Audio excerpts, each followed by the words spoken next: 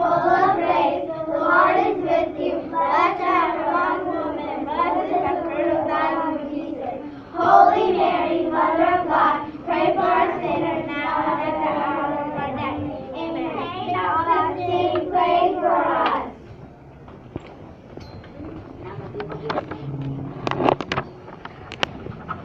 St. Augustine, also known as Augustine of Hippo or St. Austin, was born into a family of modest means in Tagaste, a city in North Africa that has since been renamed Souk Ahras. The region was part of the Roman Empire, but was considered the hinterlands, since it was across the Mediterranean Sea from the big bad city of Rome. Augustine was extremely ambitious in his youth and hoped to move to Rome one day and gain a position working for the empire. Augustine's mother was a Christian, but his father believed in the Roman pantheon of gods, which was the official belief system of the Roman Empire at the time. It was not yet a Holy Roman Empire. Other religions and philosophies were more prominent than Christianity at the time, including Neoplatonism and Manichaeism. Augustine's family couldn't afford to send all of their children away to be educated, so they selected him as the lucky one who would study away from home. In his third year of study in Carthage, Augustine began to focus on philosophy and theology. He regarded the Bible as a series of myths. In the same time period, he encountered Manichaeism and converted. This belief system centered on the theme of a primeval conflict between light and darkness. The particularly attractive point to Augustine was that Manichaeism holds that evil is an outside force and we are not responsible for it. In particular, he did not want a structured spiritual life. He was more of a free spirit. Years later, he met the Manichae bishop, Faustus, and was disappointed by his lack of knowledge. Though disillusioned, Augustine could not accept Christianity despite continuing pressure from his mother to convert. Meanwhile, during his time in Carthage, at the age of 19, Augustine took a mistress who would remain with him for over 15 years. He fathered a child by her, a son named Deodatus. Due in large part to his choice of friends, he struggled with hedonistic tendencies. After completing his studies in Carthage and teaching grammar at a school back in his native Tagaste, Augustine obtained a job teaching rhetoric in Carthage and became rather famous for it. But after 9 years of struggling with unruly students, Augustine gave up this job and went to Rome, where he taught part-time.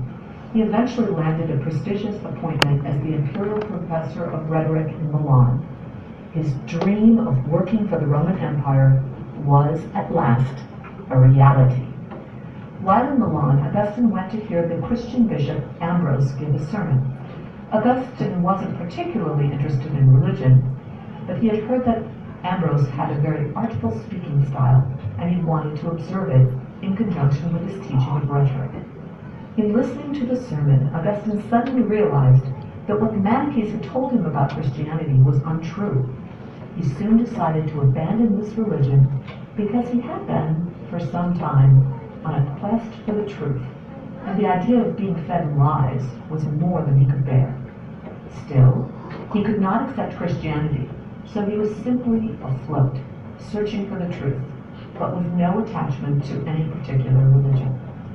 As he continued to listen to Ambrose's sermons, Augustine was exposed to his Neoplatonist ideals, and eventually began to feel an attraction to this way of thinking.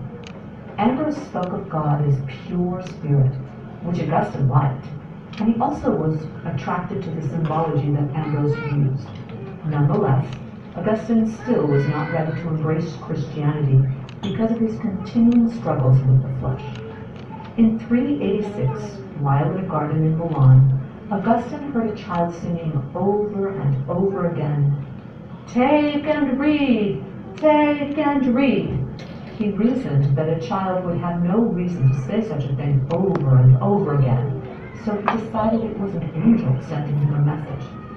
He took up the Bible and opened it at random. The first scripture passage his eyes landed on was one of Paul's letters, in which he admonished his fellow Christians to give up the concerns of the flesh. This was the moment of Augustine's complete conversion. He was baptized by Ambrose the following year in 387 at the age of 32. Augustine went on to become a priest, shockingly embracing celibacy, and eventually he became Bishop of Hippo, which is why he's often called St. Augustine of Hippo. He said that he had the sense that God was calling him all his life, almost against his will, despite the fact that he achieved exactly what he had set out to do professionally. He always had the feeling that something was missing. This is why he said to God, "Our hearts are restless until they rest in you." He says that God continued to call him even when he didn't know if God was there. God turned out to be the force of light that Augustine just couldn't resist.